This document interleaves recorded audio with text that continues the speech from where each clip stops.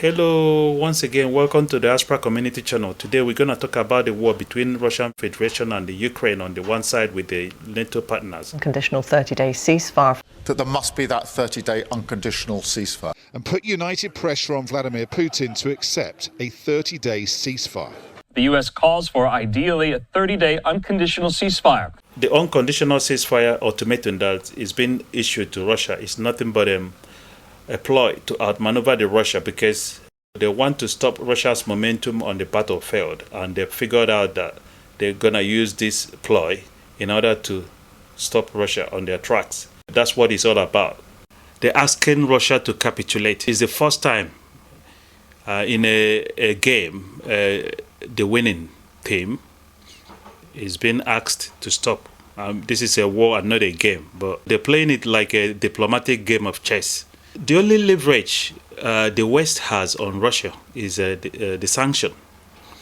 And the leverage Russia has on Ukraine and the West is their gains on the battlefield. They're asking Russia to give up their leverage. And the West has no incentive whatsoever to ease up the sanction.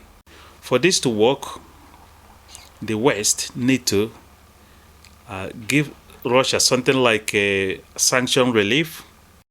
But the West want to keep their leverage on Russia and then ask Russia to relinquish their own leverage.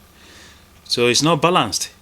So for this to work, there has to be something each side has to give up. This thing is packaged and put into narrative that Russia doesn't want peace, and it's Ukraine that want peace. If you look at it critically, you can see that it's not really the case.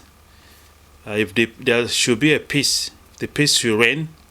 Both sides has to come down with some concession. But so far, the West is not willing to concede anything to Russia. Put it this way, it's a maximalist demand from both sides.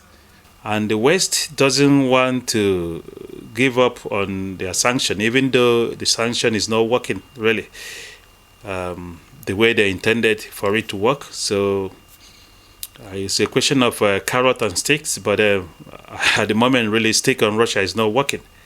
So are they going to come with more carrot? I doubt if the West are willing to do so. The reason why the West is calling for 30 days unconditional ceasefire is because the Ukraine side is losing the war, and they want to stop Russia on their tracks by any means necessary, including diplomatic game of chess. And Russia understands the game plan, and that's why they will never accept the ultimatum. If we follow the trajectory of things, Ukraine is going to lose more territory, and the more soldiers are going to die, both on Ukraine side and Russian side. If Russia ever agreed to this 30 days unconditional ceasefire, it's going to backfire on them, and it's going to give Ukraine and the West opportunity to rearm Ukraine, to fortify their defenses, just like they did during the Minsk agreement.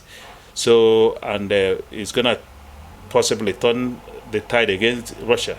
And Russia knows that. Let's say when Ukraine had their successful counteroffensive, that was in 2002.